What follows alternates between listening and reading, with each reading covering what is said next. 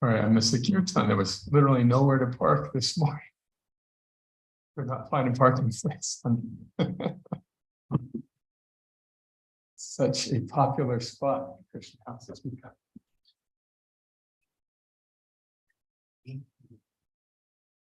And before I forget, I also wanted to mention, anyone familiar with a loquat?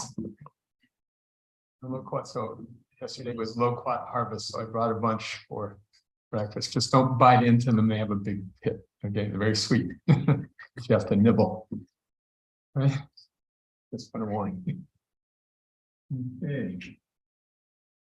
Om Namo Bhagavate Vasudevaya. Om Namo Bhagavate Vasudevaya. Om Namo Bhagavate Vasudevaya. Narayanam Namaskritya Naram Chaiva Devim Saraswatim Vyasam Tato Jayam Udirayed Nasta Praishvabhadreshu Nityam Bhagavata Sevaya Bhagavati Uttama Shloke Bhaktir Bhavati Naishtaki. Right, this morning we are reading the pastime of Krishna's first marriage to Rukmini. One out of how many?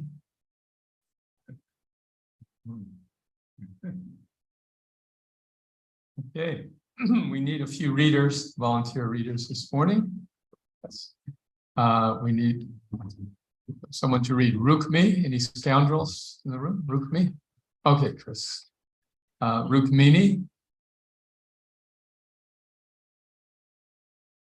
Come on, Vaishnavi, somebody read Rukmini. Christina, okay. Oh, No, Christina, all right. The priests, a couple of lines only. Okay. Well, actually, you should be Jarasandha. Typecast. Okay, the priests, okay. We'll have a couple of places where all the citizens are speaking and all the kings are speaking, so everyone can do those together. And then we need Balaram. Somebody to, okay, Lasika Prabhu. All right.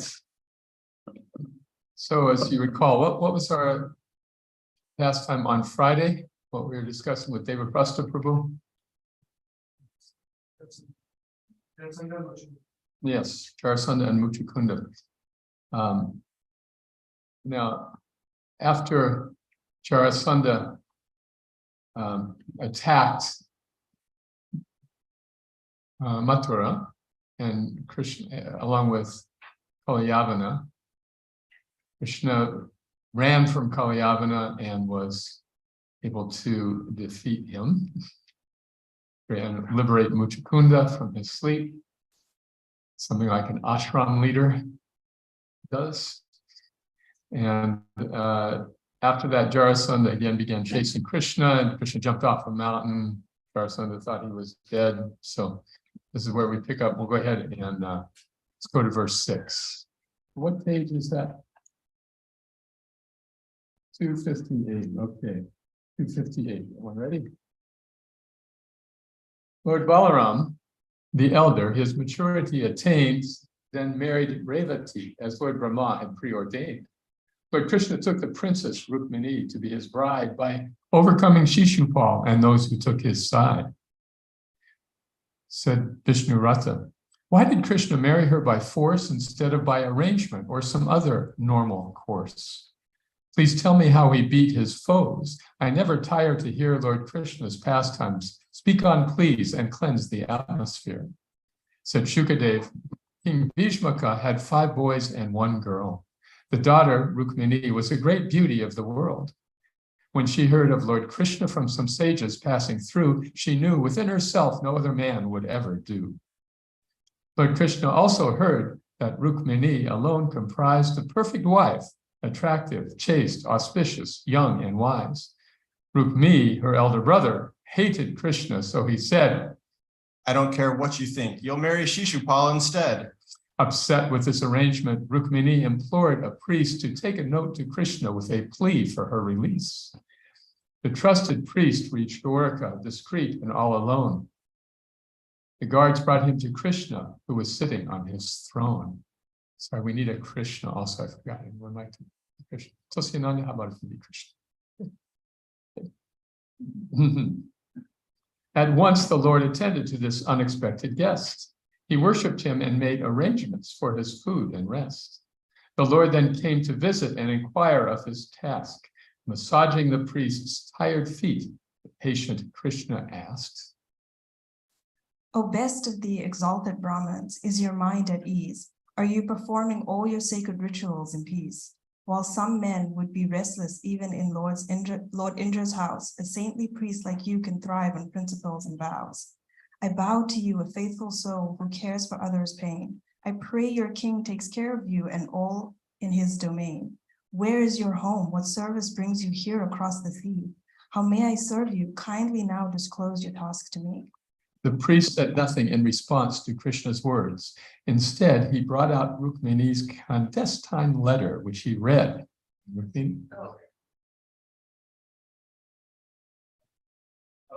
Descriptions of your beauty and the wondrous things you do have pleased my heart, O Krishna, so I've set my mind on you. In knowledge, youth, and character, in influence and wealth, the only one to equal you, Mukunda, is yourself.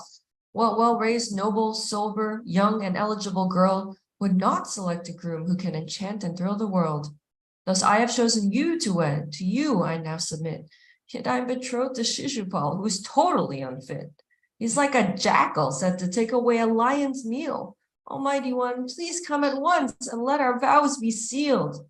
If I have served and worshipped God sufficiently till now by pious duties, sacrifices, charity, and vows directed to preceptors, priests, and to the gods themselves, themselves, may you accept me, please, not Sisupal or someone else.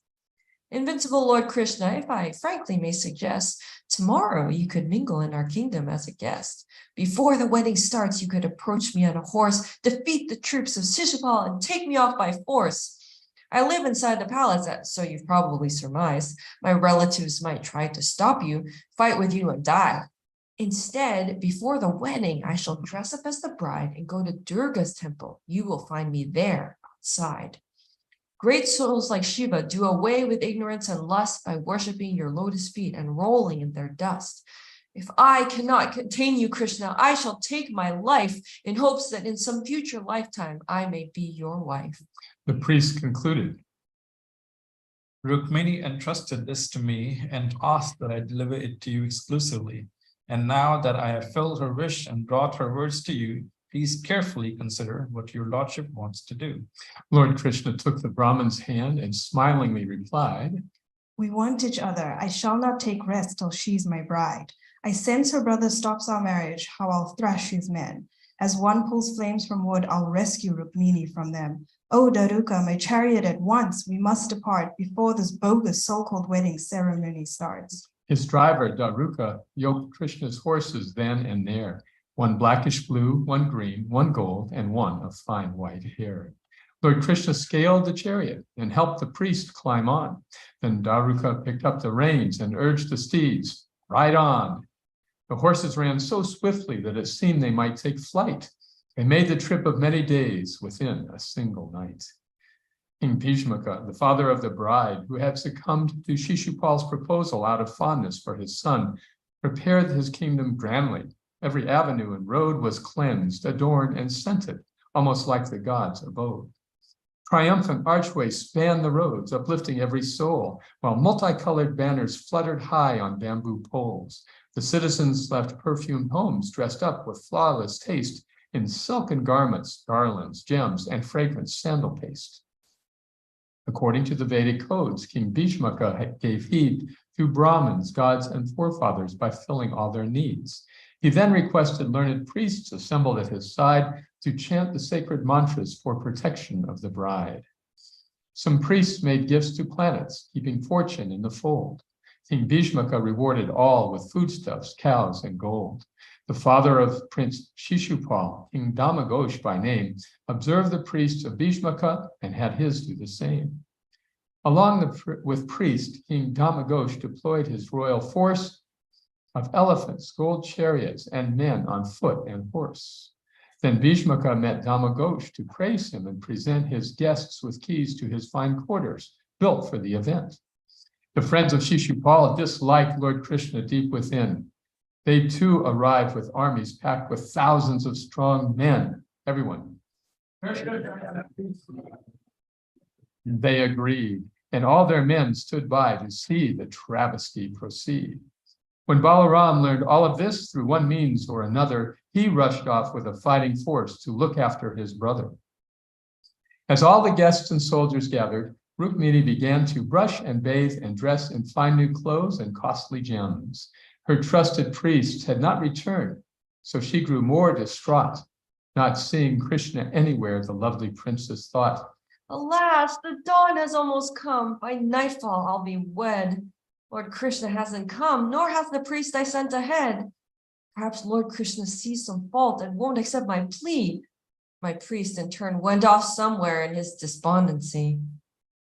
Brahma, Durga, and Shiva must have grown displeased with me, but Krishna still might come in time. I'll have to wait and see. She then felt some auspicious signs, a twitch in her left eye, accompanied by twitches in her left forearm and thigh. Just then the learned priest returned, his countenance content. How purely Rukmini then smiled, aware of what that meant. The priest confirmed that Krishna had arrived and they'd be wed. Not finding gifts to thank the priest, the princess bowed her head. King Bhismaka had heard he had two unexpected guests, Lord Krishna and Lord Balaram. With wonderful finesse, he greeted them with many gifts. As music filled the air, he gave them clothing, sweets, and other customary fare. The gracious king supplied the lords, their troops and retinue, with food and drink and rooms for rest, as good hosts always do. He settled all the wedding guests and welcomed them at length according to their status, age, prosperity, and strength. The citizens saw Krishna's face and could not shift their eyes. They said,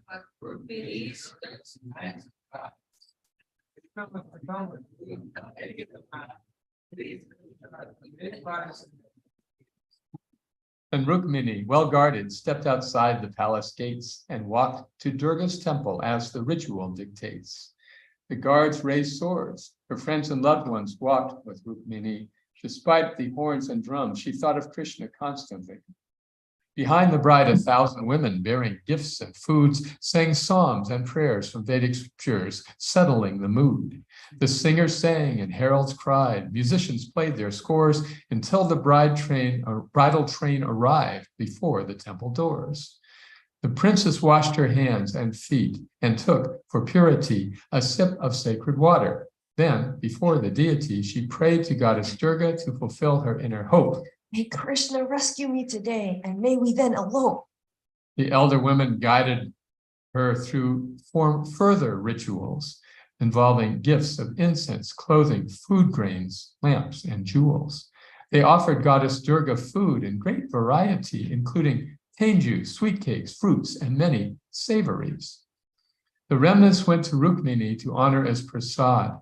She bowed to all her elders, to the goddess and the gods. The ladies blessed the princess who departed from the shrine, extending to her maid a hand with rings that seemed to shine. The kings were all enchanted by this beautiful young girl, who, like the Lord's illusions, put a spell upon this world. A jewel-studded belt adorned her shapely virgin waist. Expensive jeweled earrings traced her sweetly smiling face. Her smile revealed a perfect set of jasmine bud-like teeth between her reddish lips, her budding breasts hid underneath. Her eyes seemed apprehensive of her fine encroaching hair. Her swan-like gait and tinkling ankle bells attracted stares. Indeed, the kings who saw her felt their hearts give way to lust. Some fainted from their chariots and lay there.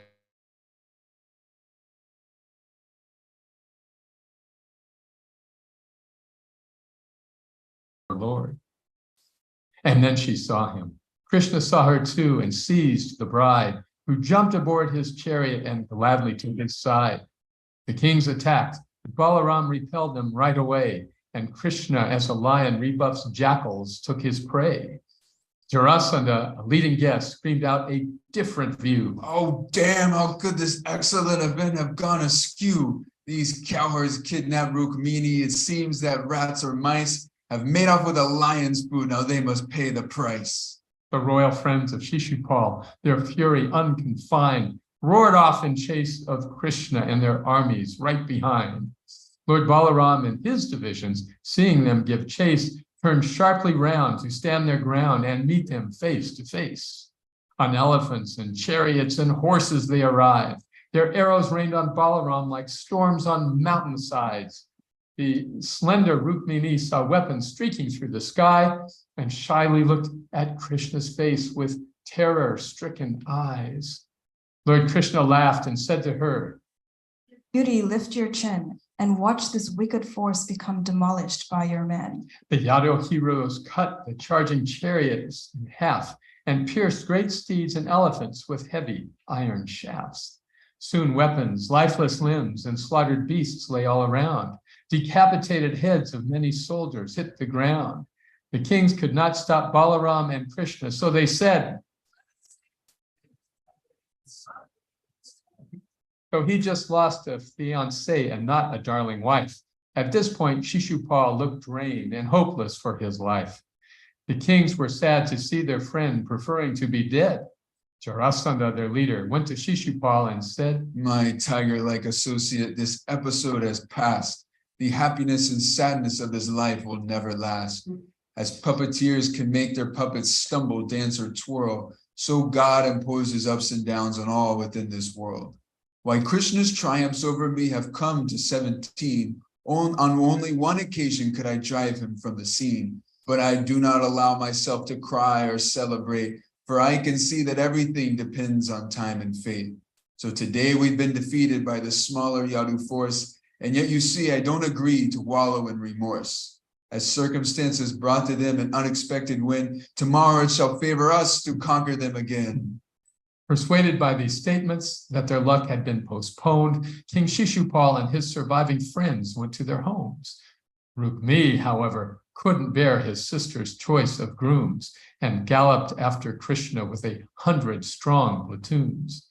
Enraged, Rukmini had sworn an oath for all the kings to hear. I'll either kill this Krishna or forever disappear. The armor on his mighty chest and arms reflected light as he sped on to Krishna for a last decisive fight. Rukmini cried out, The wicked cowherd somehow got away with kidnapping my sister on her joyous wedding day. My arrows shall remove his pride. With this, the prince attacked the chariot of Krishna with his sister in the back. Just stand and fight, you coward, Cried Rukmini, who gave a laugh and penetrated Krishna with 3 formidable shafts. You've made off with my sister like a crow might steal some ghee. Wherever you may run, you thief, you'll not be rid of me.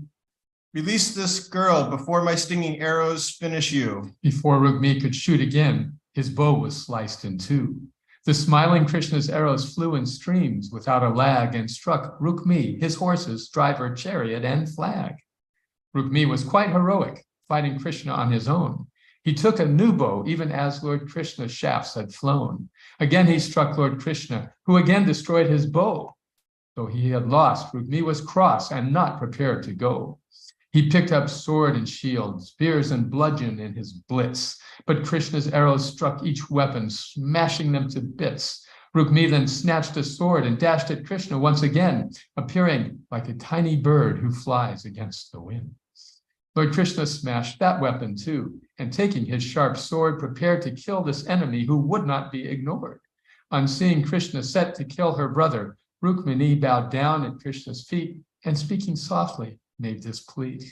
My mystic Lord, your endless strength puts you above all others. Oh, all auspicious Krishna, please be kind and spare my brother. As Rukmini then spoke, her arms and legs began to shake. When Krishna saw her choking tears, he held off for her sake. Although Rukmini had tried to thwart his sister's heart's desire, she showed him such compassion. Krishna did what was required. As Balaram beat off the troops Rukmini had brought to bear, Lord Krishna bound Rukmini and cut off sections of his hair. Rukmini looked very comical. His tresses and mustache were largely scattered at his feet by Krishna's artful slash. When Balaram returned, he saw Rukmini was mortified. Untying the embarrassed prince, he spoke up for the bride. It's you. My brother, you've defamed us. Have you failed to realize disfiguring this in-law brings him shame in others' eyes? An in-law should be banished, never killed when he has sinned. Besides, his sin has killed him once. Why kill him once again? Though Rukmini chose you to be her husband, sight unseen, Rukmini tried to coerce her to become his comrade's queen. Conceit and power led him to commit this grave offense, but he has suffered quite enough. Please show some common sense. Dear Rukmini, can you forgive my father's younger son? Your brother's only suffered the results of what he's done. According to Brahma's instructions and the Vedic laws, a person sometimes kills a loved one for a higher cause. Besides, why should you waste your tears on some relation who has threatened your well-being and imposed his whims on you? Illusion made this fool accept his body as himself and punish some as enemies while giving others help. The body ends, as do the things of which it is composed, its water, earth, and fire, all its senses and the modes. The endless soul who fails to see this fact remains disguised by bodies that repeatedly appear, grow sick, and die. Although the soul makes choices to create its poor domain, it still remains aloof from outward happiness and pain. The soul is like the sun whose rays illuminate so much and yet remain so distant, unaffected and untouched. The body always changes, but the soul remains the same. Consider how the shining moon appears to wax and wane. Though it may seem to shrink and fade away to me and you, you know the moon remains unchanged. It's just our point of view. The foolish stay identified with bodily routines as sleeping people struggle with some action in their dreams. So do not be affected if your brother seems disgraced. Dispel your grief with knowledge and restore your smiling face. Enlightened by Lord Balaram, the princess calmed her mind and saw herself as spirit, as the Lord so well defined. Rukmini, however, shaven, pallid, weakened, and deprived, constructed a new city there and stayed to nurse his pride. His enemies defeated, Krishna brought the princess home to formal wedding rituals with garlands, fire, and stone. The citizens of Dwarka rejoiced among themselves, for Krishna was the object of their love and no one else. The joyful people, decked in silk and gems, their very best, gave gifts to Rukmini and Krishna, both superbly dressed. Triumphant arches spanned the streets. Their columns seemed to soar. Auspicious candles, water pots, and scents adorned each door. Intoxicated elephants hosed down the city lanes and placed in every doorway limbs of betel and plantain. A dozen royal families converged for the affair, embracing one another as they scurried here and there. The royal guests, astonished, heard but one thing all day long: the kidnapping of Rukmini retold in verse and song. The goddess of good fortune had herself, it seemed, appeared to wed her master Krishna, whom the people so revered. Yeah. And we will stop there. Has anyone ever seen a Bollywood movie? Let's see your hands. Okay, isn't the plot of 95% of Bollywood movies based on this pastime? It's a love marriage, but your family wants to marry this person, but I love this person. So now we know that Srimad Bhagavatam is the origin of everything.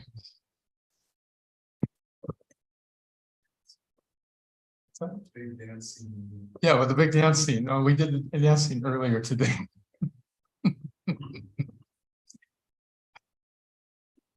So the name Rukmini means what?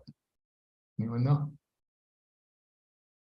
It means golden, shimmering. So she is like the goddess of fortune. So this is Krishna's first bride. Now Krishna has grown up in Vrindavan. He has met all of his duties. He has killed Kamsa and liberated his parents. And he's gone to school and gotten his Brahmin thread. And then he's protected Mathura, but when he didn't want to bother with that anymore. He constructed Dwarka. Now he's settled in Dwarka. Now he's ready to be married. So this is very instructive, because Krishna describes in the Bhagavad Gita that if I did not do my duties, he's not obliged to do anything, but if I did not perform my duties according to the traditional methods, then everyone else would ignore them also. See? So for this reason, only Krishna fulfills all of his duties in his pastimes, although he actually has no duty to perform. And this shows us that we should marry multiple wives this pastime. Gentlemen, what does Krishna's action here show us? Should never win.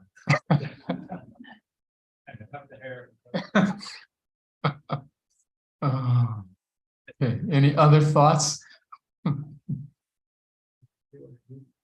Do our duty.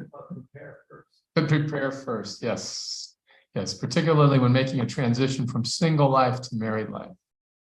See, Krishna has his education. He has his vocation. He has his residence. Right. Now he's ready to receive a wife and another wife. But as we discussed as Maharaj Parikshit asked at the end of the Rasa Leela pastime, remember that question? Anyone remember what question he asked? at the end of the Rasa Leela description, he says, how could Krishna act in such an immoral way? If he's God and coming to establish religious principles, how could he act in such an immoral way to go out and dance at night with the wives of other men? And to that, how did Shukadeva Goswami reply?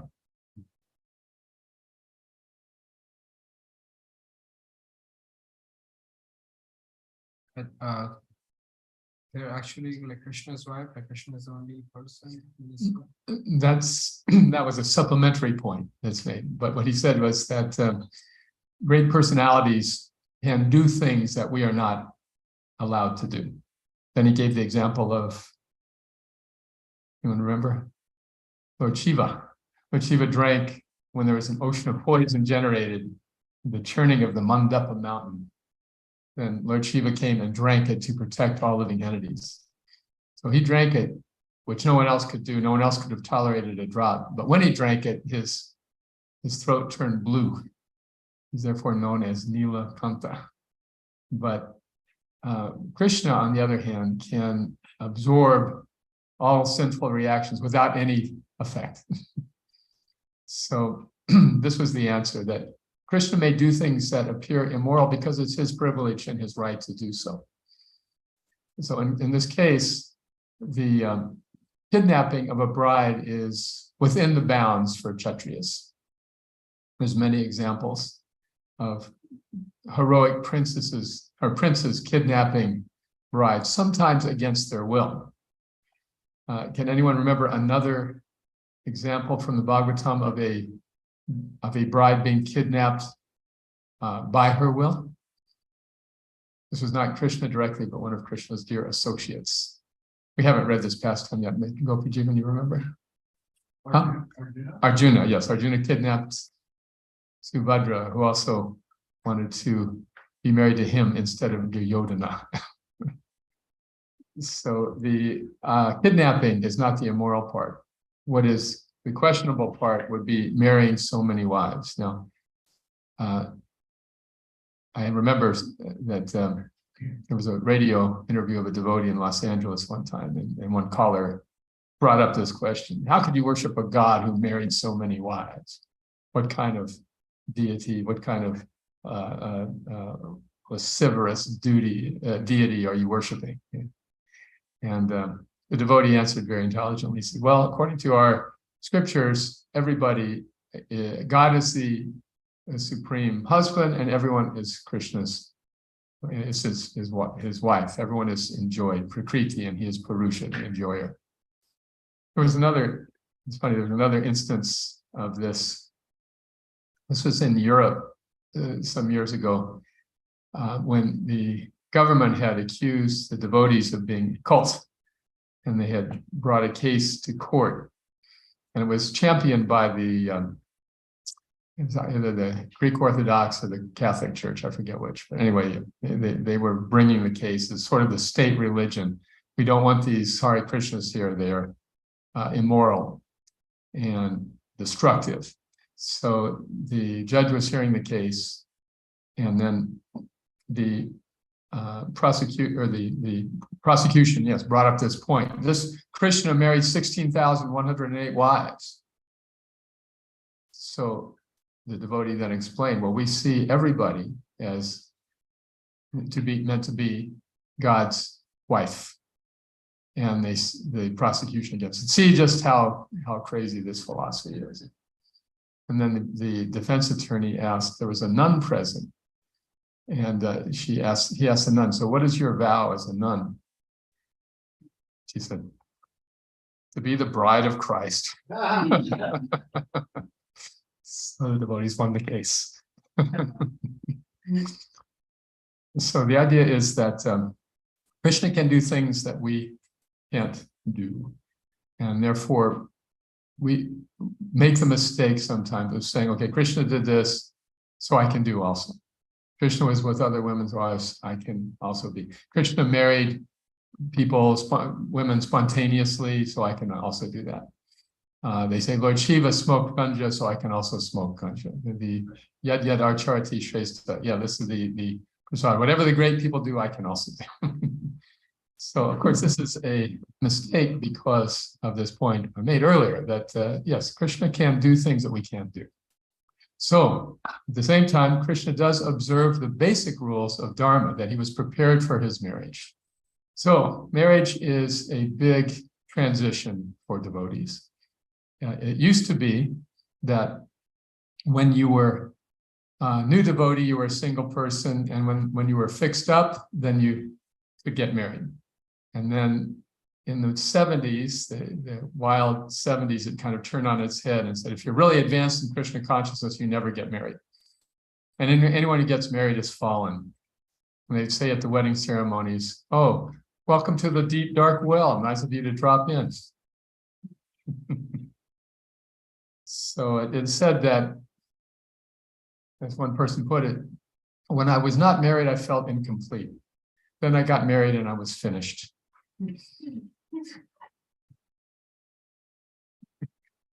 A lot of confusion surrounds this Grihastha ashram.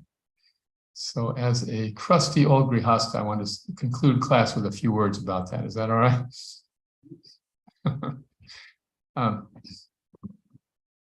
First of all, we teach this value in Krishna House because we have intergender ashrams. It's really important to understand from this kind of pastime, this lesson from Krishna, that getting married means first to be prepared. That's all, fully prepared in every respect, emotionally, financially, spiritually. Then there's a chance that the marriage can work. It's a very difficult task, actually, to be married and stay married. That's very challenging because we're used to a lot of independence in our lives, and then all of a sudden we have to take into consideration the needs and wants and the minds and the senses of another person, and then sometimes 2, 3, 4 other people. So the pressure that comes to bear in married life is intense. Therefore, before entering the fray, one should be fully prepared. That's all. Doesn't that make sense? Like in Ukraine, the Russians are sending out untrained troops because they need so many troops out there, right? But they're not doing that well on the battlefield because they're not prepared, they're not trained. So similarly, entering the fray of life in this world means, you need to be prepared. A good marriage is a tremendous asset in spiritual life, tremendous asset, because you have a foundation from which you can continue to progress in Krishna consciousness. The austerity of single life is the uncertainty of your next step. And that living with that uncertainty is a great strengthening experience in life. Because you learn, just like as a single person, you learn living in the ashram, you can live very simply, right? Just need a little place to lie down, a little prasadam from Nanda, and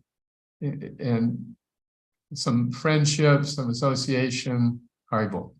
That's the beauty of brahmachari or brahmacharini life. You can pick up your things, pack up, and go to India, and take about an hour to pack. And you got all you need, everything you need on your back or in your carry-on. It's just a wonderful, fluid, nice way to live. And living that simply is tremendous preparation for the later burdens of household life. Because in the back of your mind that if need be, I can always live so simply. You are trained, you're prepared. And now I know. So that also turns down the temperature that comes with household life. Oh, now I've got independence. Maybe I have a little money. Now I can buy this. Now I can do that.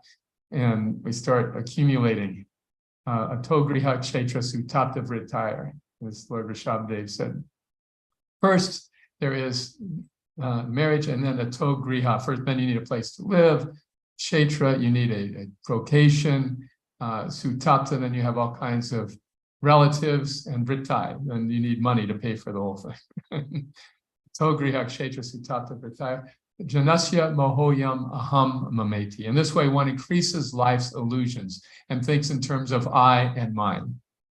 So this is the mentality of the poor-hearted household. There's my house, it's my family. and I got what I need and I don't really care. Maybe I'll give a little charity to you, but I'm going to keep what I have. So this is what's the name of this kind of householder? The Grihamedi, right? Not the full-hearted grihasta whose duty is before eating to do what? Open the door and shout out to the village. If anyone is hungry, let them please come and eat. I've never seen that in America. Only at Krishna lunch does anything come close. So Grihastha is meant to be a very giving ashram. It's the only ashram that earns money. It's the only ashram that generates wealth. And therefore, the other three ashrams, brahmacharis, vanaprasthas, and sannyasis, are dependent on the grihasthas. So you see the heaviness of the responsibility grihasthas have. And again, preparation is needed to make it work. So the challenge for devotees who are unmarried is the uncertainty, the instability, but the advantage is the mobility. And the disadvantage for the householder is that you have to settle and stay in one place. To really, especially to raise children, it's not very desirable to have a vagabond existence where you're moving here and there. Sometimes it's necessary, but it's much more desirable to be settled, be in one place, and just, as they say, do 25 to life. Christina, you keep wincing at my jokes about grihastha.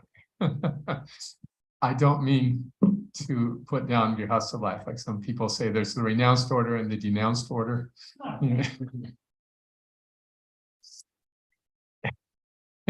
It's just better to laugh than to cry.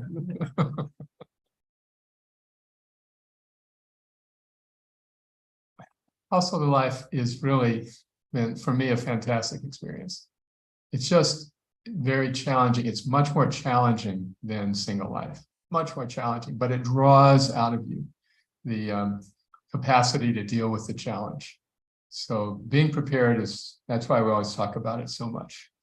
So the preparation, again, spiritually, it means having some time in the ashram to experience full-hearted, single life, simple life, just deep dive into the Shastra, into Sadhu Sangha. That's so important because then when you are in your own ashram, and Grihastha life is an ashram, that means you can make your own ashram. You are Krishna conscious enough that you move into that house or that apartment and you make a temple out of it. And then you maintain that temple, just like you maintained your sadhana. You get up early, you have deities, you read the books, you do everything at home. And that way your house becomes an ashram. As Bhaktivinoda Thakur said, Ye dina grihe bhajana deke grihe te goloka bhai. As I was performing my devotional activities one day, all of a sudden my house transformed into Goloka Vrindavan. Such a nice meditation.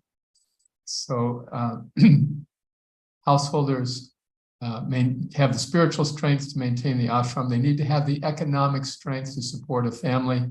Otherwise, we just love each other, we'll figure everything out. That's a very poor way to start a marriage. Because if there is financial struggle, then there can be a loss of respect in the relationship. So depending on one's circumstances, the idea is to mainly be prepared spiritually, as much economically as possible, emotionally, mentally. The human brain does not coagulate until age 25 minimum, right? As we've discussed many times, there's a survival lobe in the back. What is that? The medulla, is that the name? And then the exploratory lobe in the front. And the exploratory lobe wants to experience and see and learn. And the survival mode says, and then they don't join until about age 25 to 28. And this is why when you want to rent a car, first question they ask is, are you 25? So there is a physiological reason for waiting for that reason. And traditionally in India, people would be married at a very young age. This is a beautiful system. It's a beautiful system because a young boy and girl will be married before they attain puberty, and they grow up together as thinking, okay, this is my husband, this is my wife. They never have any relationship with anyone else but their husband. They never think of anyone else because their parents have betrothed them pre-puberty. This was actually practiced as recently as 100, 150 years ago. Now it's considered a form of abuse, right? Child bride, right? The traditional system, the beautiful system was that the families would study the child, study their astrology, make arrangements mutually agreed upon by the family, and the children didn't have to worry about it. They didn't even have to think about it. See? And the boys were trained to be responsible husbands and fathers and provide for their wives, and everybody grew up with this. This is why women could take a more subordinate, laid-back role in this traditional culture. Unfortunately, that system is all but lost, and these kinds of practices are no longer recognized. Therefore, it's much better, unless there's somebody in your family you trust so much to tell you who to marry, you need to make your own decision. If you're going to make your own decision of such a weighty matter, it's good to wait until you're fully mature, and the person you're marrying is also mature, so you know what you get. That makes sense. There's another old saying that every bride thinks, I can change this guy, and every groom thinks, she'll never change. And they're both wrong. So marriage is it's a samskar, it's a big step forward in spiritual life. It's a positive development, not to be mocked. And we see from this pastime that even Krishna took the trouble to be prepared before he started his marriages. All right, any thoughts, any reflection on this? Gopi Jivan Prabhu.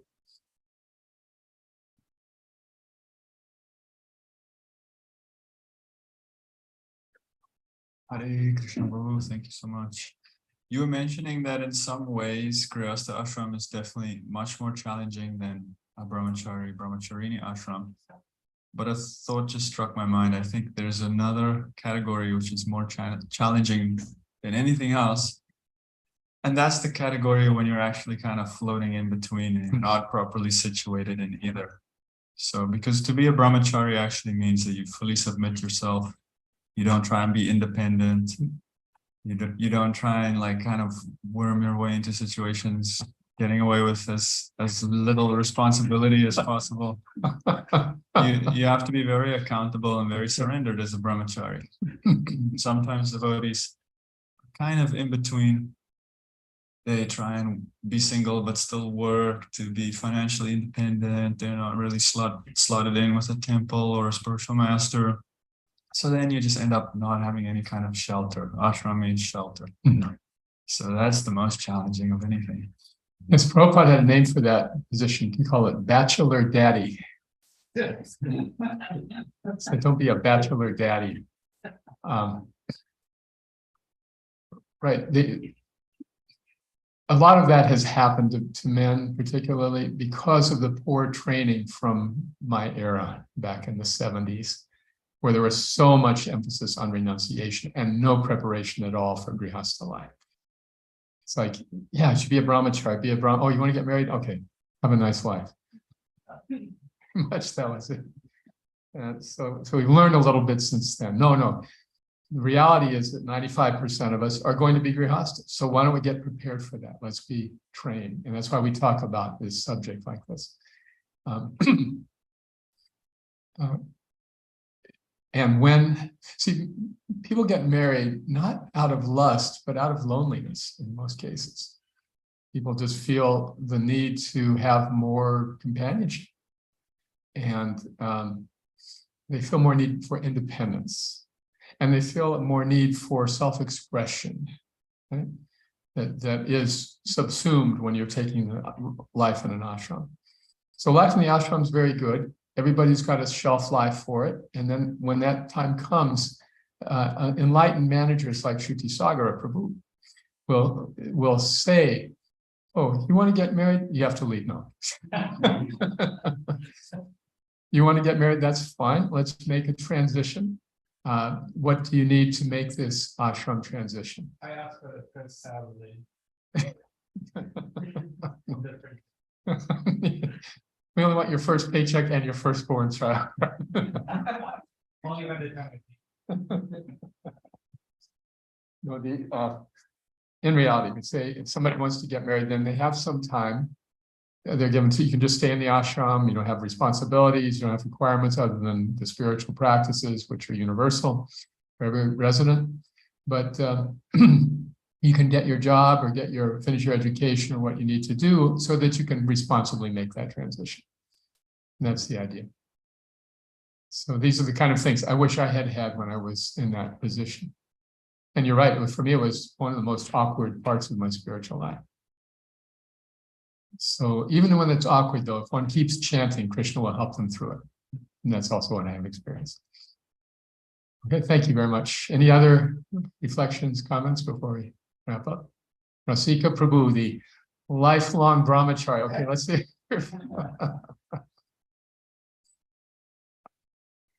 Prabhu, could you comment on this phenomenon of how, because in the Shastra, it seems like brahmacharya, it was instituted by Krishna for the sake of preparation for married life.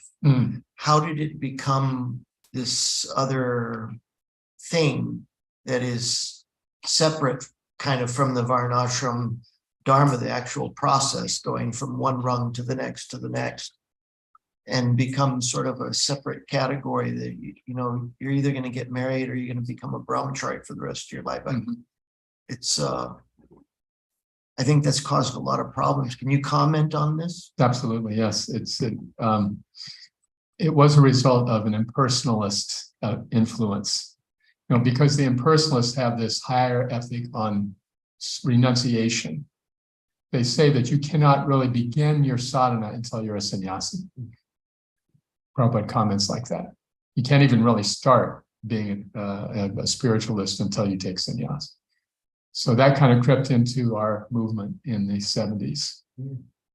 You know, these young Western devotees went to India and became very influenced by their experiences in India naturally, and then tried to bring those experiences back to the West. And they said, if you really want to be Krishna conscious, then you observe all these higher traditional standards that we observed in India. And that will make us more Krishna conscious. But it had the opposite effect, actually. Created like a kind of an elitist thing rather than student life. Exactly. It created a mood of division rather than unity. Funny enough, Prabhu? Also, it was utilitarian. Yes. It's much easier. I could line 50 brahmacharis up here on the floor. And this would hardly be enough room for a household couple. Right. And I've managed in numerous places, and of course when we with big emphasis on book distribution, etc. That was one, so it was in that sense utilitarian. And then the other part was lack of examples. Joining at 19, I left the examples of my family of origin, but then I didn't have any examples because, you know, everyone else was like 22. So senior god brother was 22 and I was 19. So what example was there? So we missed, in one sense, that first generation left the examples of, you know, that we came from some family of origin, like you know, I think you mentioned your mother and father together, et cetera. But anyway, so we didn't have that, we left that example and we didn't have any other example going forward. So it's kind of like, just, you know, kind of no rudder and guidance in certain regards. That's right. Thank you. Very good point. Other comments, reflections? Okay. So we'll stop there. Thank you very much. Srila Prabhupada ki jai. Asale Govinde Namo.